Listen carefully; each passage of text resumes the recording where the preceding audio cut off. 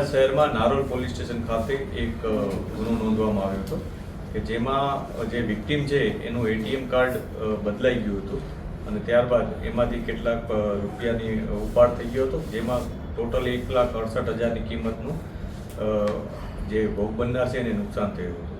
ત્યારબાદ પોલીસે આ ગુનો નોંધી અને એને ડિટેક્ટ કરવાના પ્રયાસો શરૂ કર્યા હતા. નારોલ પોલીસ સ્ટેશનની ટીમ દ્વારા અલગ અલગ સીસીટીવી ફૂટેજીસ, પછી જે પ્રકારના લોકો ત્યાં ઊભા હતા એટીએમ સેન્ટર ખાતે એ પ્રકારના લોકોનું આઈડેન્ટિફિકેશન કરવાની કોશિશ શરૂ કરવામાં આવી અને ત્યારબાદ અલગ અલગ અમારા જે બાતમીદારો છે અને એ લોકોના નેટવર્ક મારફત પણ અમે તપાસો શરૂ કરી હતી અને છેવટે અમને નેરો ડાઉન કરી અને એક વ્યક્તિ કે જે પહેલાં અમને એક પકડાયો હતો, જે અહીંયા સરખેજ ફતેવાડીનો રહેવાસી છે, જેનું નામ વાજીદ વાહિદ શેખ કરીને છે, એ મૂળ યુપીનો છે. એ વ્યક્તિ એક રેકી કરનાર અથવા એક ટીપર પ્રકારનો વ્યક્તિ જણાતો હતો. ત્યારબાદ એની વધુ પૂછપરછ કરી તો તેણે સમગ્ર બાબત પોલીસને જણાવી હતી કે એ આખી એક ગેંગનો એક મેમ્બર છે. આ જે ગેંગ છે એ મેવાતી ગેંગ તરીકે આમ ઓળખાય છે કે જે લોકો હરિયાણા અલાવલપુર કરીને જે એરિયા છે ત્યાંથી આવે છે. એમાંથી બે વ્યક્તિઓ, એક વ્યક્તિનું નામ યોગરાજ ઉર્ફે મહેશ કિશનલાલ જાટવ છે, જ્યારે બીજાનું નામ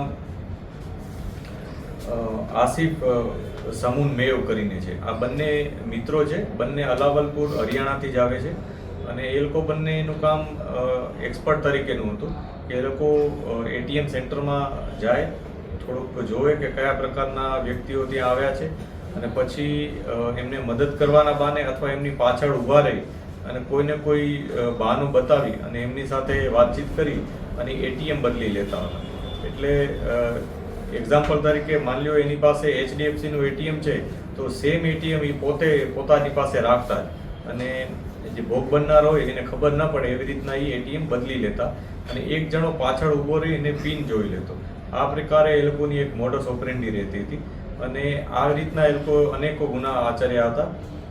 આમાંથી જે યોગરાજ છે એના વિરુદ્ધ દિલ્હીમાં એક ગુનો નોંધાયો હતો અને જે આસિફ કરીને છોકરો છે એના વિરુદ્ધ યુપીમાં 2 ગુના નોંધાયેલા છે. જ્યારે પોલીસે વિગતવારની પૂછપરછ કરી અને ઇન્ટ્રોગેશનમાં ઘણી બધી બાબતો પોલીસને જાણવા મળી કે જેમાં અમદાવાદ શહેરના કુલ 8 ગુનાઓ ડિટેક્ટ થયા છે અને એક એટલે ગુજરાતના 8 ગુના અને એક હરિયાણાનો ખેરીપુર જગ્યાનો પોલીસ સ્ટેશનનો ગુનો છે એ ડિટેક્ટ થયો છે. અમદાવાદ શહેરમાં જોઈએ તો નારોલનો ગુનો ડિટેક્ટ થયો. આ ઉપરાંત ઈસનપુર, મણિનગર, સાબરમતી, વેજલપુરના 2 ગુના, ગાયકવાડ હવેલીનો 1 ગુનો, આ ઉપરાંત નવસારી જિલ્લાના ચીખલી પોલીસ સ્ટેશનનો પણ 1 ગુનો ડિટેક્ટ થયો છે. પોલીસ દ્વારા આરોપીઓ પાસેથી કુલ 146 જુદી જુદી કંપનીઓના એટીએમ કાર્ડ રિકવર કરવામાં આવ્યા છે કે જેમાંથી અન્ય જે ભોગ બનનાર હતા એ લોકો સાથે છેતરપિંડી કરી અથવા એમને છેતરી અને ગમે તે રીતના એમની પાસેથી એટીએમ મેળવી લેતા હતા. તો આવા 146 એટીએમ કાર્ડ મળ્યા છે. આ ઉપરાંત એક POS મશીન મળી આવ્યું છે. એટલે જે આરોપીઓ હતા એ લોકો પહેલાં તો જે પિન કોડ લઈ લેતા અને પછી એટીએમમાંથી જેટલા વિડ્રો થઈ શકે એટલા વિડ્રો કરી લેતા અને બાકીનો જે એમાઉન્ટ છે એ POS મશીન એનું જે છે ઇન્જેનિકો ભારત પે કરીને કંપનીનું છે, એ મશીનમાં સ્વાઇપ કરી અને એમનો સંલગ્ન એક જે ખાતું હતું એકાઉન્ટ, એ એકાઉન્ટમાં ડાયરેક્ટ પૈસા ક્રેડિટ કરાવી દેતા હતા.